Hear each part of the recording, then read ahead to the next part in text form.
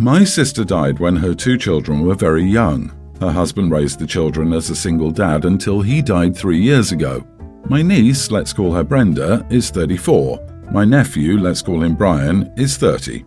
I, 49 female, have always been close with Brenda. I took her under my wing after my sister died. She comes to me for guidance. I have my own children, but I consider Brenda my bonus daughter. She was very close with her father and she was utterly devastated when he died suddenly. Brian has always been in his own world. He didn't have much of a relationship with his father, and he's always been distant with my children and me. He moved 13 hours away when he was 21, and he got married there. He barely visits. Brian hates Brenda. He estranged himself from her right after their father died. He claims that Brenda is a bully to him and his wife. He also claims that Brenda stole his inheritance. Brenda can be spirited and emotional sometimes, saying things she doesn't mean, but she's a good person with a big heart. She goes to church with me, and Brian and his wife haven't stepped foot into a church in a long time. Brenda helps out with my mother, and Brian visits my mother, his grandmother, only every 1 or 2 years, so we have no idea what Brian is doing with his life.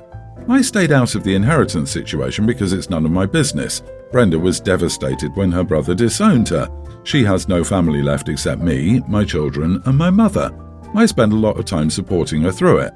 Recently, my mother had a 75th birthday party and Brian came. Of course, his wife couldn't be bothered to come. Brenda was out of town, so she wasn't there. Brian and I sat at the same table with my children and their significant others.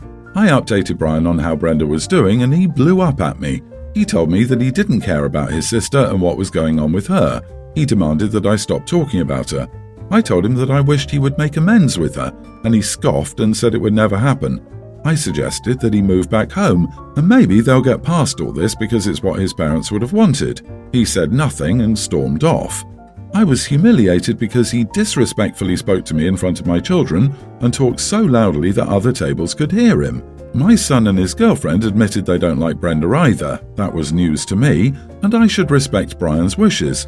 I tried to explain my feelings, but they told me to post it here. Am I the idiot? You are the idiot. You have no idea about Brian's side at all from what you wrote. You're wrong to presume you can lecture him on that relationship since you only know one side of it. And you were even more wrong to choose to discuss the situation with him at an event for your mother while you were sitting with a bunch of family members, instead of asking to speak with him privately and not at a family event. The fact that you felt humiliated is entirely your own fault. How do you think Brian felt having what is a very sensitive issue brought up while he's at an event with a bunch of family members that he rarely sees? Going no contact is a big deal, and few people do this lightly.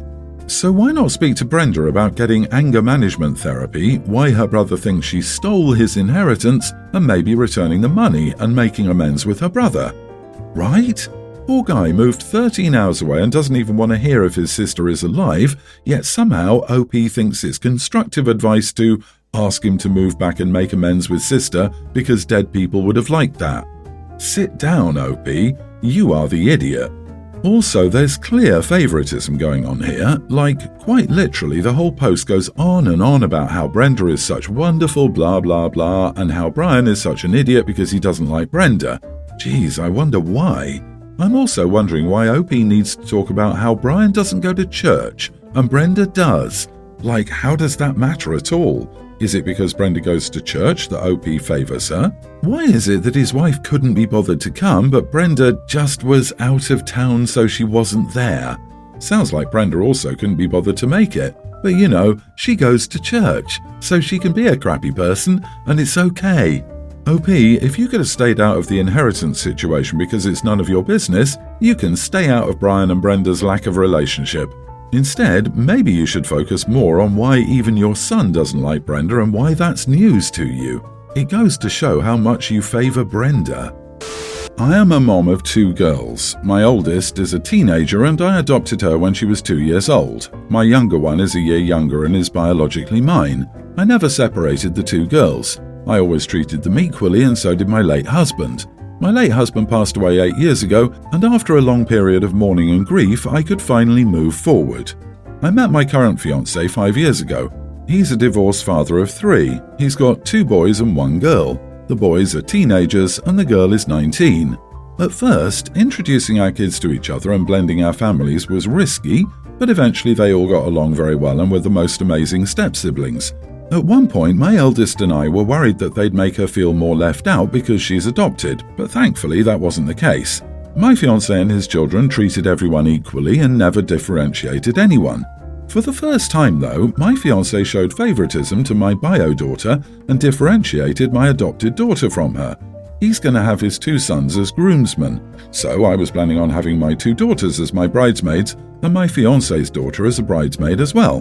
But my fiancé said it doesn't sit well with him how they're not even numbers like 2 boys and 2 girls instead of 3 girls and 2 boys. So I asked him what he wanted me to do about it. That's how many kids we have, so it's not like we can do something about it. He then suggested I take my adopted daughter out and only have my bio daughter and his daughter, so they'll be even.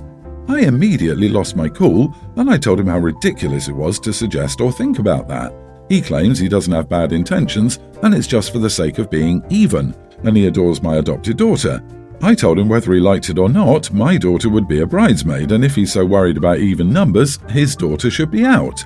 He then accused me of being an idiot for saying that because I don't consider his daughter my daughter as well, and he said I'm the idiot for not even trying to discuss this to see if we can find another solution and another role for my adopted daughter. I admit maybe I was harsh, suggesting his daughter should be out, and I didn't quite mean it. I love the girl, and I'd love to have her as my bridesmaid, but I only said what I said because he so easily tried to toss aside my own daughter.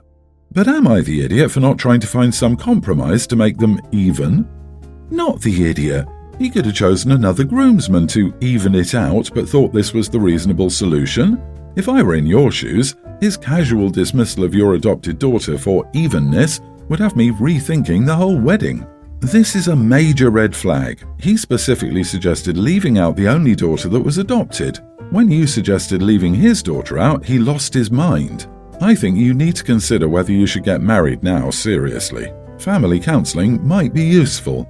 Yeah, be careful whether this was a momentary slip of logic on his part or indicative of his real feelings. OP, are you sure you know what you're getting into? I mean, his feelings towards your daughter are pretty clear. Imagine hurting a kid this badly for even numbers at a wedding.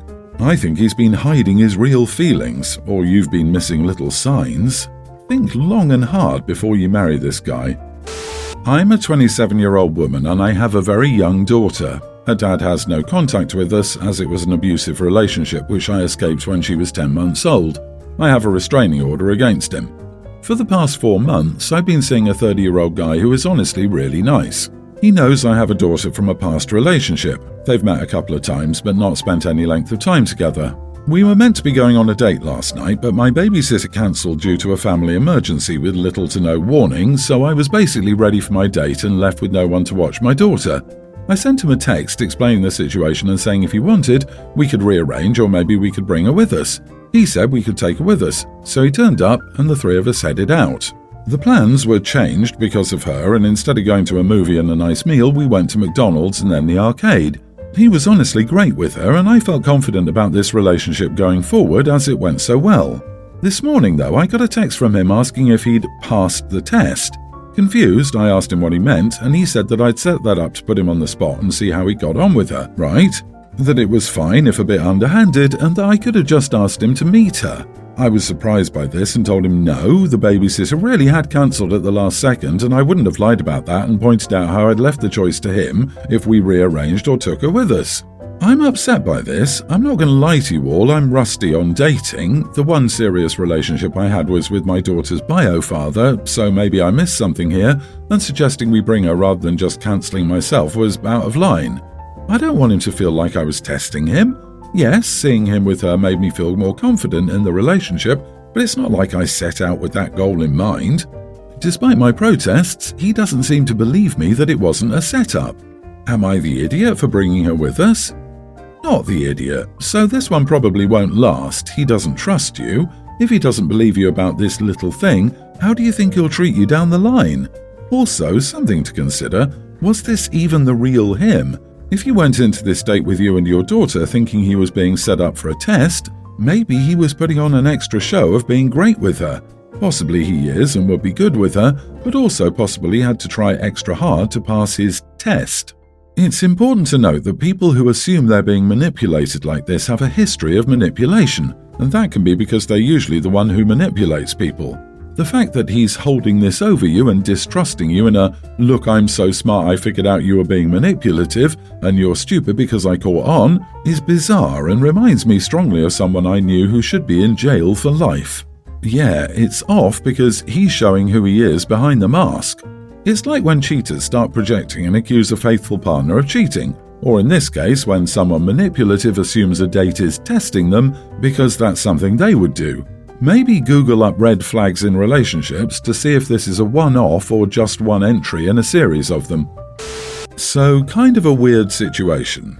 I, 26 male, have an awesome girlfriend, Kendall, 26. We've been together for 3 years and I plan to marry her. We have a great friend group that includes many of my high school friends and their girlfriends. We typically meet up twice a week and I live for these hangouts. Kendall has some social anxiety, so sometimes it isn't the easiest to get her out of her shell, but for the most part she really does try and my friends love her. So the whole situation revolves around my good friend Mandy, 26 female. Mandy and I have been friends since high school, went to the same college, and became best friends. She is a main character in our friend group. At first, Mandy and Kendall were great friends, but one night Mandy joked with Kendall that they were Eskimo sisters. Kendall asked what she meant. The truth is that one night 5 years ago while in college, Mandy and I drank too much at a frat formal and slept together. We hardly remember this and think it's hilarious now. We make jokes about it. When Kendall found out, she had a panic attack and we had to leave. We talked it over and I said I didn't feel like it was all that relevant. We're just friends. Kendall said she was fine and that it was just shocking. I reassured her that it was one night 5 years ago and meant nothing. Ever since, it's been a pattern. We'll go out with my friends, Kendall will see Mandy, a panic attack ensues and we have to leave. It's happened 5 or 6 times now, to the point where my friends ask why we just leave randomly. Kendall isn't a jealous person at all. She's very confident in herself and never displays jealous tendencies. But for some reason, when she sees Mandy, she has a panic attack. But she keeps wanting to hang out with the group and prove it doesn't bother her. So she keeps wanting to hang out, but when she does, panic attack, then we leave. So I've gotten tired of this. I want to see my friends. So we had a trivia night recently and I told Kendall that I was hanging out with my work friends, not my high school friend group. She said she would hang out at home then. So a co-worker and I met up with my friend group and did a trivia night. Unfortunately, one of my friends put up a story of us all and Kendall saw it. When I got home, she was furious that I excluded her from a friend group hangout. I said that I felt like she was isolating me from my friends with her issues and I wanted to see them for a whole night, not 30 minutes. She said she couldn't control her panic attacks, but she's working on them and my excluding her because of them was an idiot move. Yes, you are the idiot for lying to the person you say you plan on marrying about who you are spending time with. But for some reason, when she sees Mandy, she breaks into a panic attack. For some reason, it's probably because you two got wasted and slept together and she knows about it. So stop laughing about that night and lying to her, fueling her panic attacks and anxiety. So you neglected to disclose to Kendall that you and Mandy had a non-platonic history, she's felt uncomfortable around Mandy ever since, and your solution is to pull more crap with Mandy behind her back? If you're tired of her pretending she's fine with the situation when she's not, fine, but support her in getting help. Don't go out of your way to make things worse, and quit pretending it's no big deal because she's even expressed a willingness to work with you on getting past this, instead of questioning which relationship matters more to you, makes her a more generous person than I am. Kendall's anxiety and social issues aside, you lied to her about who you were hanging out with because you didn't want to deal with her. You broke her trust. That is not how you treat someone you think is awesome. That's not how you treat someone you want to marry. You, of course, nothing is going on between Mandy and me. Trust me. How can she trust you? What reason have you given her to trust you?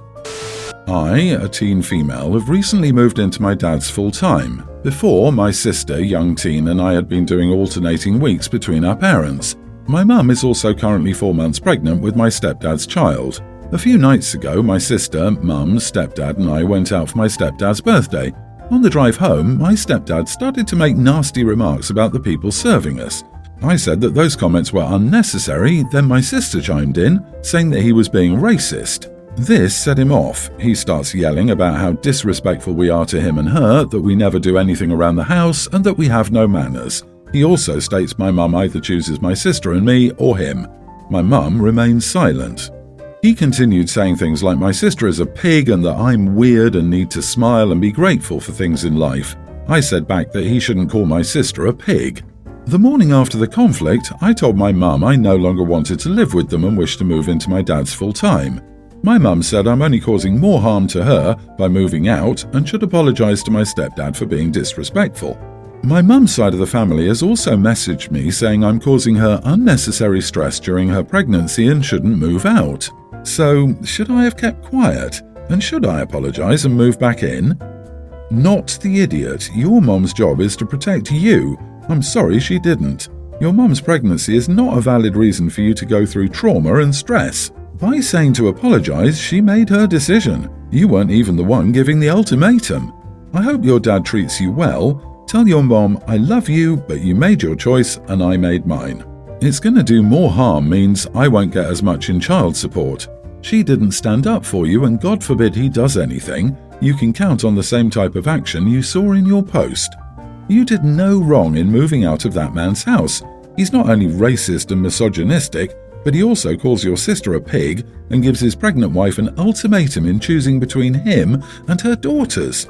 He doesn't deserve anything from anybody. Apologise to him? Ha! Incorrect behaviour should be called out. Good for you for standing up to the problem. Get to dads and continue being more mature about this than a mum who failed to protect you from her idiot husband.